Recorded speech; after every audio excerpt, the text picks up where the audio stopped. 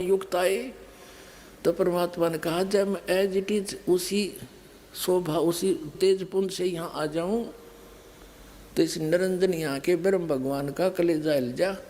और उस इतने नूर ने तुम देख नहीं सकते चरम दृष्टि, वो तो ऊपर की दृष्टि उस आत्मा वाली न्यारी है, उनसे देखा जाता है। इसलिए मैं अपने उस हल्के उस शरीर को सरल करके आया हूँ।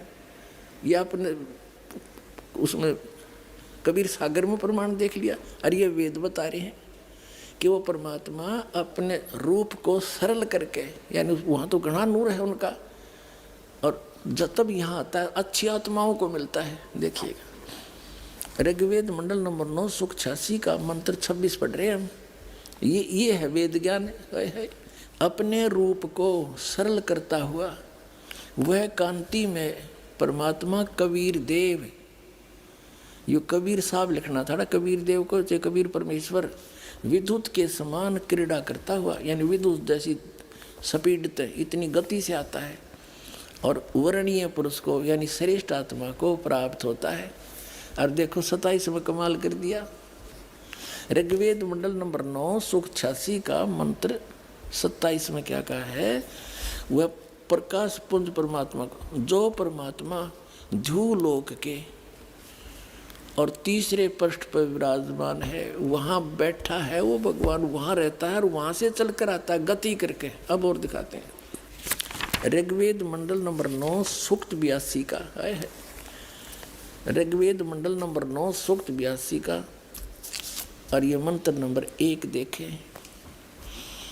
इसमें लिखा है कि जो सर्वोत्पादक प्रभु, सबकी उत्पत्ति करने वाला परमात्मा, प्रकाश रूप, सद्गुणों की वर्षा करने वाला और पापों का हरण करने वाला, वह राजेव, राजेव माने राजा के समान, राजा के समान। देख ये 269 पे कदे नकली फेरने कह दें, पृष्ठ बदल गया होगा।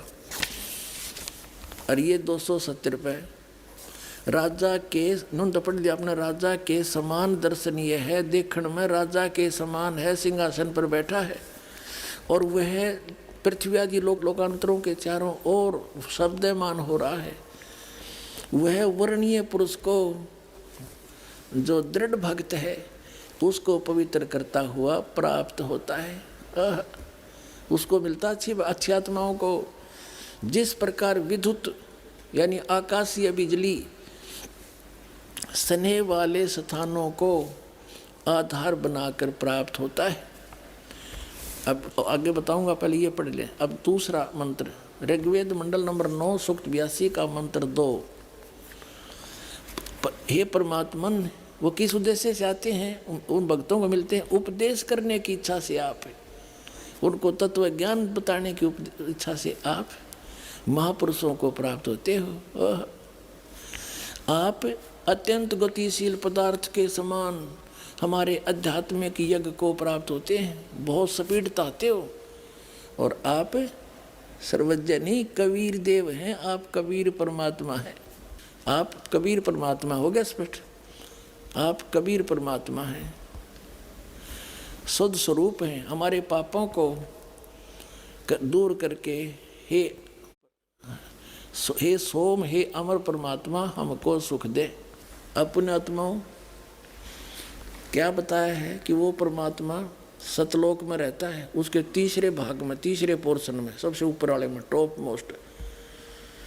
गरीबदास साहिब जी ने परमात्मा को देखा, कहा अरस कुर्स पर सवेत गुमट है, जहाँ सतगुरु का डेरा।